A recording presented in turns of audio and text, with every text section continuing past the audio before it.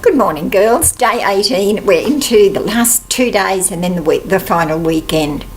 So the last 2 days I'm spending on the Blue Week, and the Blue Week's about having that calmness, that connection, and you've gone through a lot. You've gone through awareness, you've gone through adding love and light and laughter into your life, you've gone through passion, you've looked at things that are beyond you. Now it's about making a plan. But before we make the plan, I wanted to make today's video about community and networks.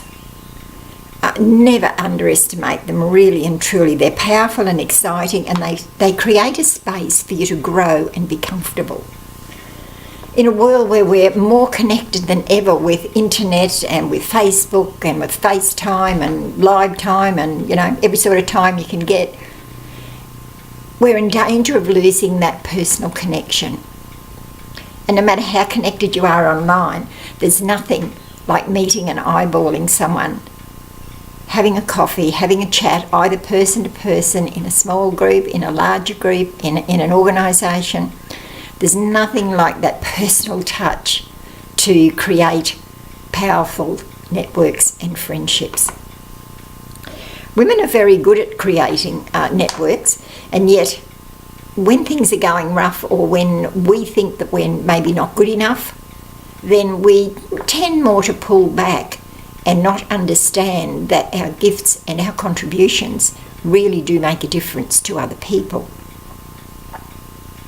I'd like to share a personal story. It's about networks and community, and over the years a number of major changes happened in my life.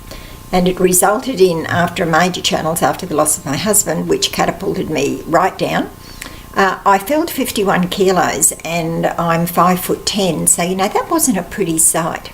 And I knew that I had to change. And I also knew I had to take the first step. So I started tentatively moving into networks, but I was certainly not confident nor assertive in any manner whatever.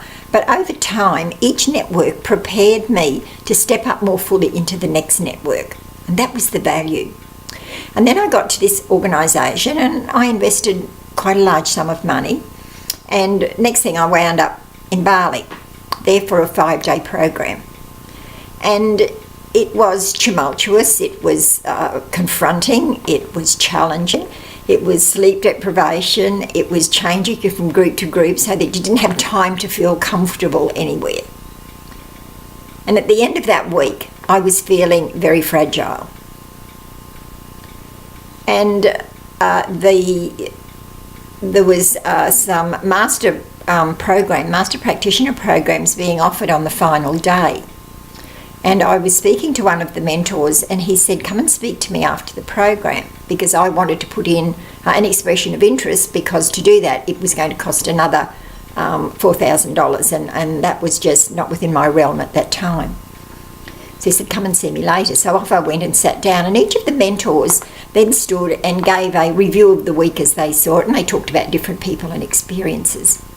This man stood, and Mike stood, and he started to speak, and then he said, I met this nice lady this morning. Di, would you stand up? Well, I stood up full of apprehension, not knowing what was coming next. And he said, Di's circumstances aren't brilliant right now, and I'm going to gift her with a position in that Master Practitioners program. I stood there like I was a rabbit caught in a light. One side of me was saying, if this is another lesson and I get excited and it's not true, I'm going to fall apart publicly. And my other side saying to me, Di, you can't sit here and not be grateful. It was a dilemma. And then next thing I was surrounded by people, and it happened.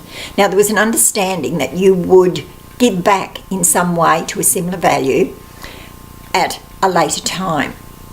So 6 months later, I went back to that program as crew because I knew I'd missed a lot. And I was standing in line at Sydney Airport, lined up at Garuda, moving very slowly, and got talking to the man in front of me, and he was going to the same program for the first time. So we sat together, and he was sharing with me that he was starting a trust bank for mini loans for women in Bali. And I was really interested in it. They have a very high success rate, 96% repayment. And the growth in these women and the difference they've made in their villages is just incredible. And my passion is confidence in women having the confidence and the self-assuredness to be able to be, do and have what it is that they need.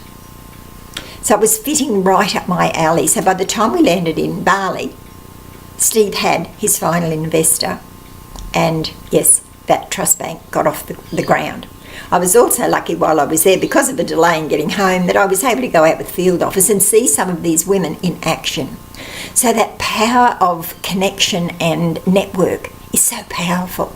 I had no idea when I fronted up there the first time, or when I went to the original breakfast, where I would wind up and the people I would meet along the way, and the difference that I was able to make to quite a substantial number of women in Bali, in those villages. So if you're in a spot where you're wondering, well, I know I've got to change, just think about the networks that you're involved in. Are they serving you? Are there networks out there that you'd like to be involved in? Has an opportunity come along and you've thought, not sure about that? And I'm not saying you should jump into everything, but take a measured control, hop in and have a look. Because when we step up, we react and show up in different ways. But if we don't take that first step first, then nothing else is going to happen. So never underestimate. So I've got about 5 questions for you to answer as your task for today. So just go back and have a look at those, review them, and look at where the networks in your communities can be stronger, or what new ones can you move into and make your difference in the world. Because you can, girls. Okay, see you tomorrow. Bye.